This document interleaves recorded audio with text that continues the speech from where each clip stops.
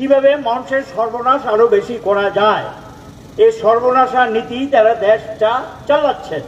একটা নিগম সরকার থেকে কোনো টাকা না নিয়ে মানুষকে বুঝিয়ে মানুষের সাধ্যের মধ্যে রেখে মানুষকে পরিষেবা দিয়ে মানুষের সাহায্য নিয়ে আর সঙ্গে ইঞ্জিনিয়ার কর্মচারীদের অক্লান্ত পরিশ্রমে নিজের পায়ে দাঁড়িয়ে গিয়েছিল। ভারতবর্ষের মধ্যে 2-3টা রাজ্যের মধ্যে একটা স্থান নিয়ে নিয়েছিল এই যে ছোট্ট ত্রিপুরা, একটা দৃষ্টান্ত হয়ে গেছিল। তখন থেকে একটা চাপ ছিল এটা বেসরকারি হাতে দিয়ে দাও। কেন এগুলি সরকার? কারণ শেয়ারটা এই নিগমের 100% শেয়ার ত্রিপুরা সরকারের হাতে, অ্যাসেট প্রপার্টিটা ত্রিপুরা সরকারের, এটা জনগণের। আমরা বলেছি এর শেয়ার আমরা বেসরকারি হাতে দেব না, আমাদের গভর্নমেন্টের সময় পলিসি ছিল। এখন এটাকে ধীরে ধীরে বেসরকারীকরণ, আমরা যেহেতু এটা একমত হইনি, এখন গিয়ে চালাকি করে 2018 সালে সরকার আসার পর চালাকি করে এটার নাম দিয়েছেন ফ্র্যাঞ্চাইজি সহায়তা। বাংলাটা অনেকটা সহায়তা এটা। এবং এই ফ্র্যাঞ্চাইজি নাম দিয়ে 5টা ডিভিশন, কৈলাসহর, লংটাইবেলি, আমবাসা, সাবরুম, মোহনপুর, এই 5টা ডিভিশন বেসরকারিতে দিয়ে দিলেন। তার কন্ডিশন কি, শর্তাবলী কি, সম্পদটা কি হবে, সম্পদ ব্যবহার করলে কি পাওয়া যাবে, এটা জনগণ কিচ্ছুই জানলেন না, দিয়ে দিলেন। দেওয়ার পরে গত 4-5 বছর ধরে 2018-19 সালে তারা এই সিদ্ধান্ত নিয়েছেন, দিয়ে দিলেন।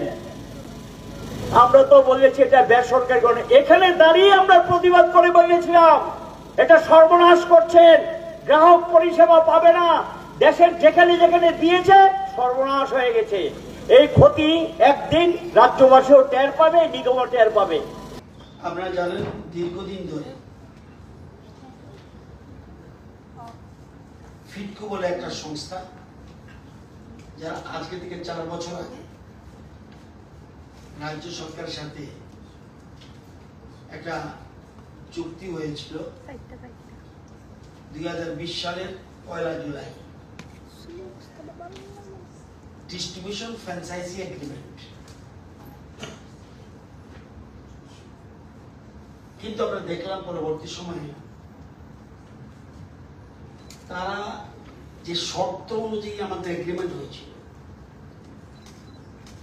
শর্তগুলি পূরণ করতে পারছে না।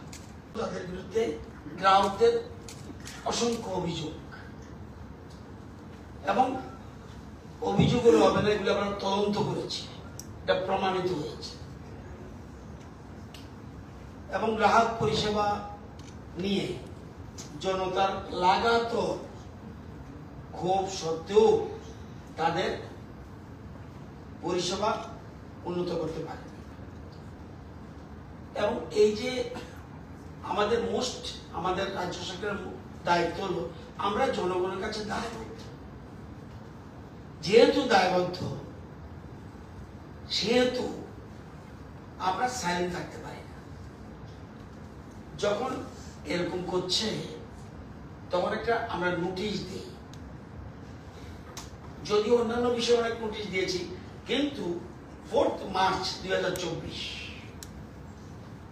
আমরা নোটিশ দিই, বলেছি তোমরা ইমিডিয়েট পরিষেবা উন্নত করো, এবং উন্নত না করলে কিন্তু তোমাদের চুক্তি বাতিল হয়ে যাবে। টার্মস এন্ড কন্ডিশন তাই আছে। এরপরেও তারা পরিষেবার উন্নতি করতে পারল না, এবং বরঞ্চ আরো খারাপের দিকে যাচ্ছে, যে কারণে তাদের সাথে চুক্তি বাতিল করা ছাড়া আমাদের কোনো গত্যন্তর ছিল না। মজার ঘটনা, যাদেরকে বাইরে থেকে পরিষেবা দিতে দিলেন 2টা কোম্পানিকে, এই কোম্পানি এসে পরিষেবাটা দিলেন না, মানুষ থেকে টাকা তুললেন, বকেয়া টাকাও তুলেছেন আগে, আর সঙ্গে গিয়ে পরিষেবার ক্ষেত্রে টাকাটাও তুললেন, কিন্তু লাইন মেনটেনেন্স করলেন না, যারা কর্মচারী তাদের বেতনটার দায়িত্ব নিলেন না, কিচ্ছু নিলেন না। এখন শোনা যাচ্ছে একটা কোম্পানিকে গভর্নমেন্ট বলেছে বিদায় হও, তোমরা ব্যর্থ, পরিষেবা দিতে পারোনি, সর্বনাশ করেছ, রাজ্য ছাড়ো।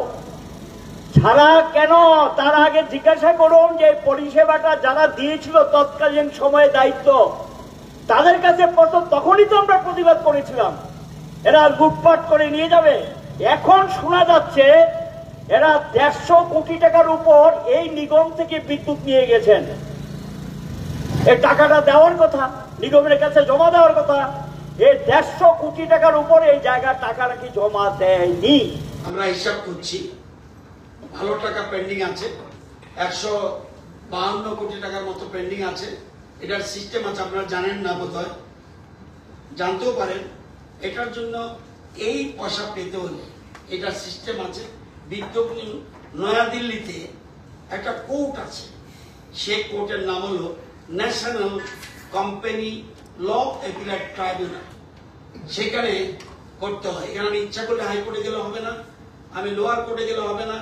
National company law appellate tribunal, এই কোম্পানিগুলির সাথে কোনো সংস্থার কোনো বিরোধ থাকলে ওইখানে সমাপ্তি হয় সেটা। এর মধ্যে অবশ্য আমরা যে ব্যাংক গ্যারান্টি ছিল 12 কোটি, এটা আমাদের আজকে টেক আপ করে নিয়েছি। 12 কোটি আমরা নিয়ে নিয়েছি।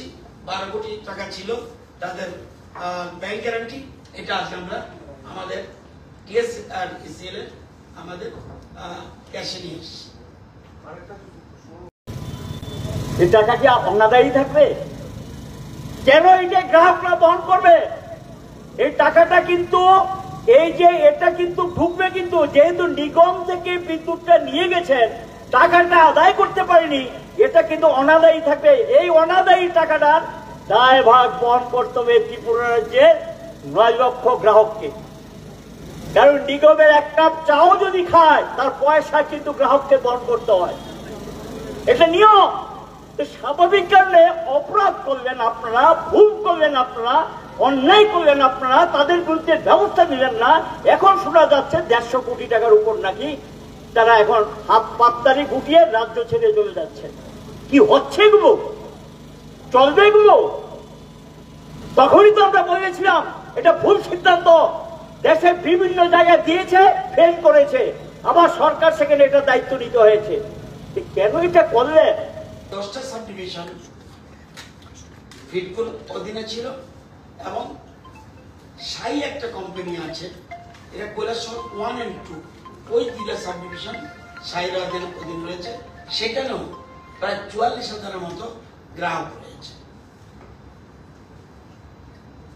তো এই সংবাদটা আপনাদের দেওয়া উচিত। প্রশ্ন উঠতে পারে কেন দিয়েছি না, আপনারা না বললেও আমি বলে দিচ্ছি।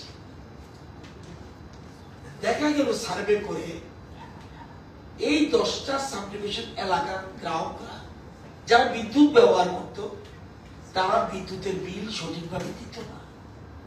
যখন সরকার দেখলো এরকম অবস্থা কেন, তখন বাধ্য হয়ে বেসরকারি সংস্থাতে এগ্রিমেন্ট করে দেখা যায় আমাদের সার্ভেতে এই সাবডিভিশনগুলি যারা বিদ্যুৎ ব্যবহার করত গ্রাহকরা প্রপারলি বিদ্যুৎ বিল দিত না, এই জন্যই এখানে ফ্র্যাঞ্চাইজির হাতে দেওয়া হয়েছে। এটা প্রথম মূল বক্তব্য। তো ঠিক আছে, কিন্তু তারা সঠিকভাবে পরিষেবা দিতে পারেনি। সুতরাং গভর্নমেন্ট ট্রাই করেছিল মানুষের কাছে পরিষেবা প্রদানে, এবং তাদের হাতে কিন্তু দেখা গেল তারা যে উদ্দেশ্যে আনা হয়েছিল সেই উদ্দেশ্য আমাদের গ্রাহকদের লাভ হয়নি। সেই জন্য এখন আমরা এটা দায়িত্ব নিজে নিয়ে নিয়েছি। এই জনগণের কাছে এই কৈফিয়ত দিতে হবে। 2018-19 সালে আপনারা এটা দিয়ে দিয়েছেন, এ তো ভুল সিদ্ধান্ত আপনাদের। এখন যে আরেকটা রয়ে গেছে কৈলাসহরে, এটাও বোধহয় সম্ভবত পাত্তারি গুটিয়ে চলে যাবে।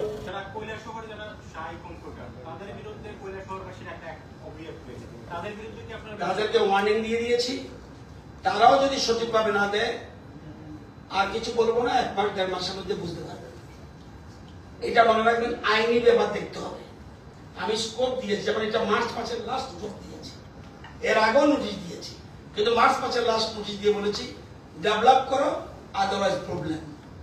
সেখানেও যদি এরকম করে পরিষেবা আমরা দেখবো, পরিষেবা যদি সঠিকভাবে না পাই যে চলে যেতে হবে। এটা এগ্রিমেন্ট, আমি খুশি করার জন্য তাদেরকে রাখতে পারবো না।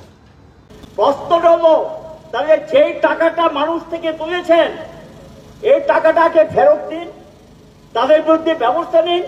কেন তাদেরকে ছাড়া হবে? গ্রাহক যদি বিদ্যুতের বিল না দেয় তার বাড়ির লাইন কেটে দেওয়া হয়, তার বিরুদ্ধে আইনি ব্যবস্থা নিতে পারেন।